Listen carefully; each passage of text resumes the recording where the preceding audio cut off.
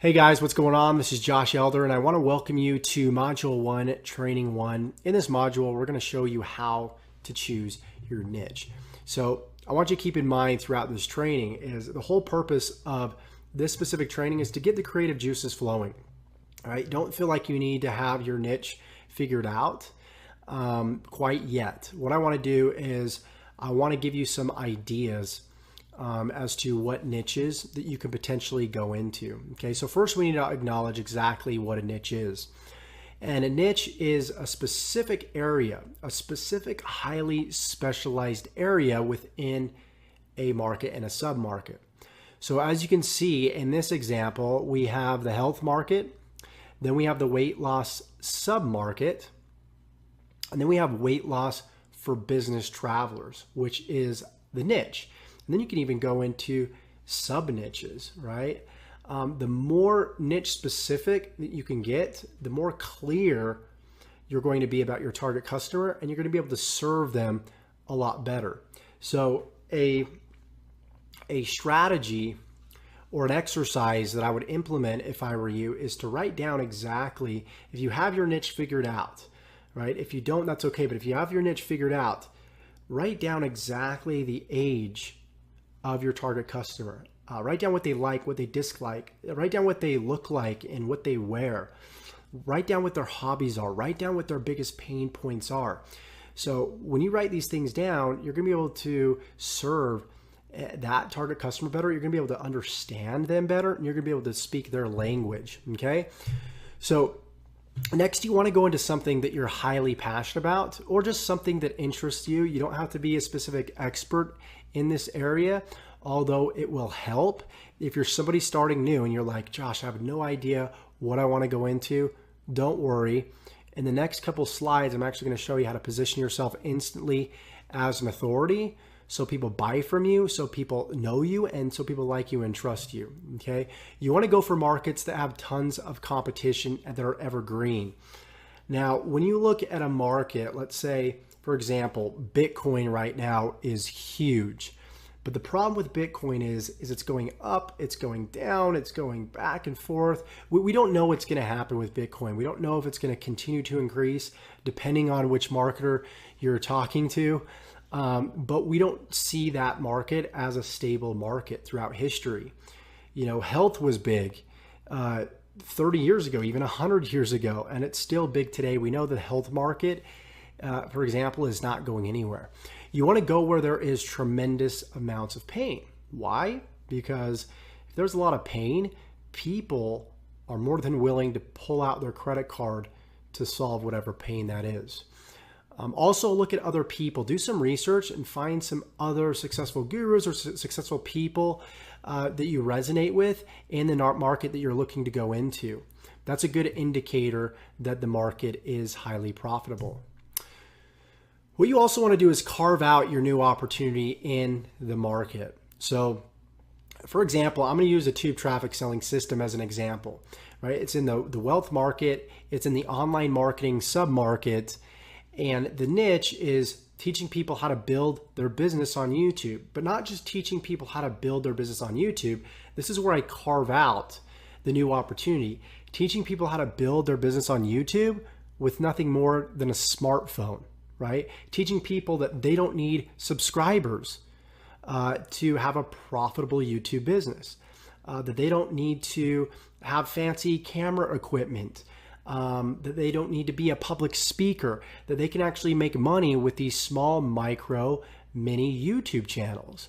So you see how that's unique and different versus the people out there that, you know, are building YouTube channels and they use these fancy cameras and they have this fancy lighting, which is great. And you want to aspire to get to that level because people will take you more seriously.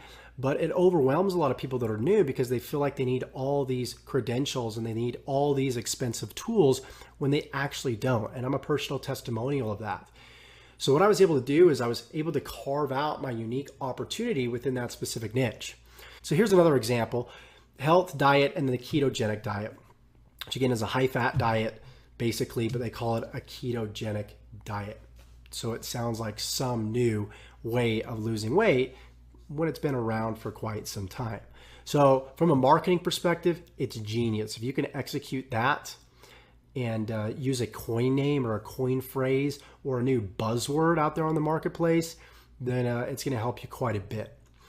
You also need to realize that you already are an expert. You just need to be a chapter ahead of somebody else. There's a movie out there I recently watched, and I've been reading this book called Expert Secrets by Russell Brunson. Great book. He's an expert in the marketing field, and what he teaches in this book resonated with me so well because he explained why you don't need to be an expert, why you just need to be a chapter ahead of somebody else. And he uses this movie called Catch Me If You Can. And Leonardo DiCaprio plays a role where he fakes like he's a teacher, he fakes like he's a pilot, he fakes like he's a detective, an FBI agent when he isn't.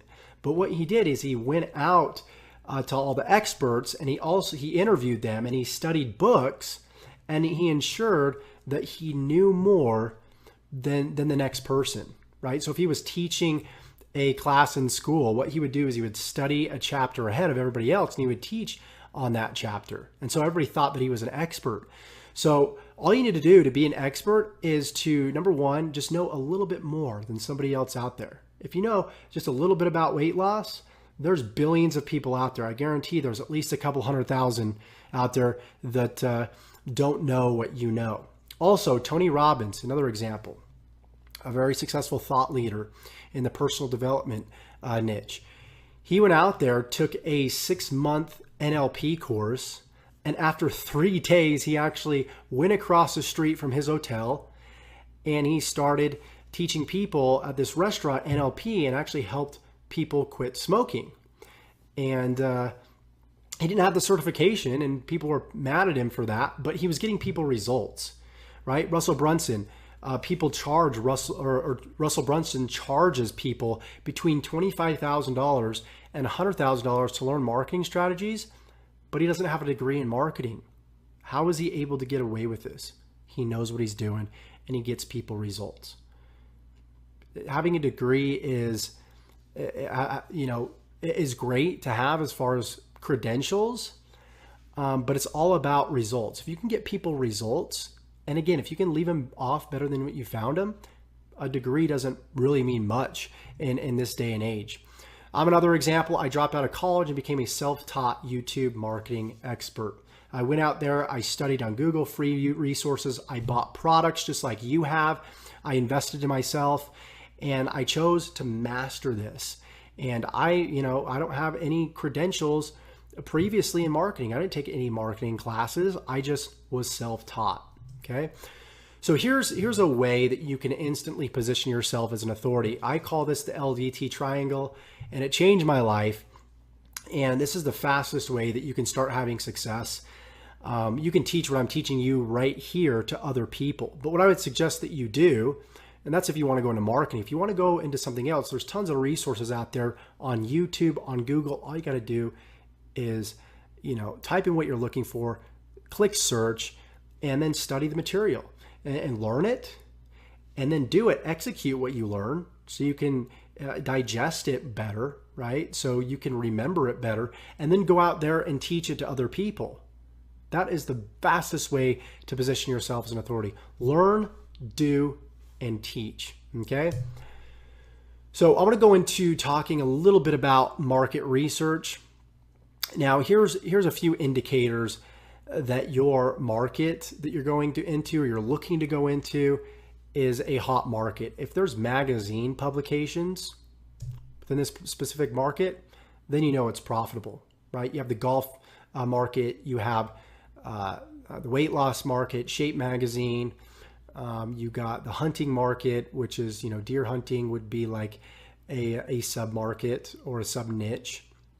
So you want to make sure you can go to a grocery store, you can go to Barnes & Noble, see if there's, and look in the magazine section and see if there's publications of magazines in the specific market that you're looking to go into.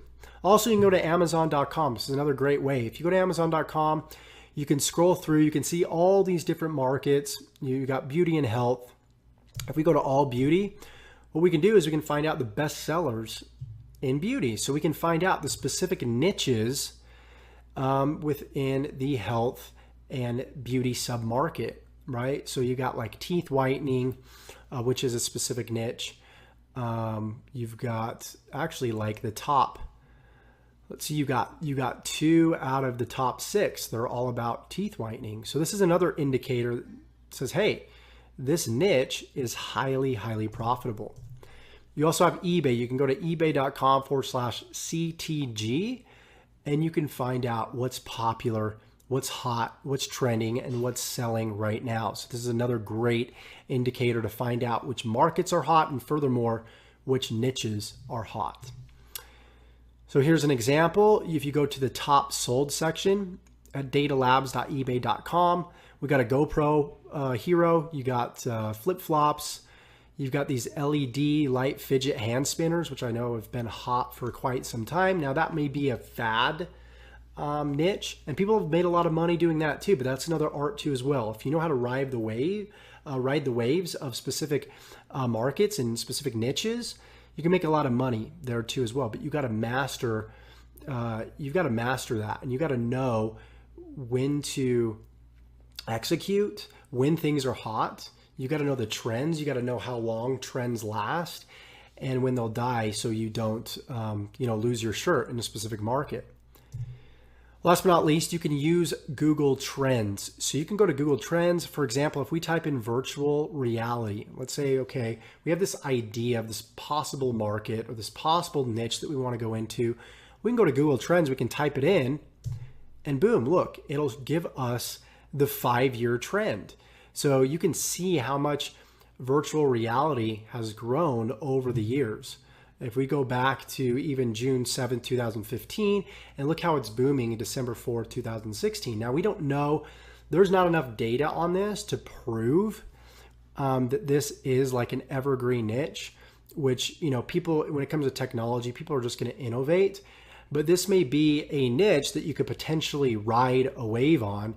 And just based off the knowledge that I've got from other sources, I know virtual reality is growing and growing and growing, and it probably will for the next 10 years. The next 20 years, I don't know. But in the next module, what we're going to do is we're going to talk about the 3 markets that will never die. And these are 3 surefire markets that you want to go into, unlike, say, like the technology market. So just wanted to get your creative juices flowing within this module, within this training number 1. Hope you got some value from it. Let's go ahead and move on to training number 2, and we will see you in the next video.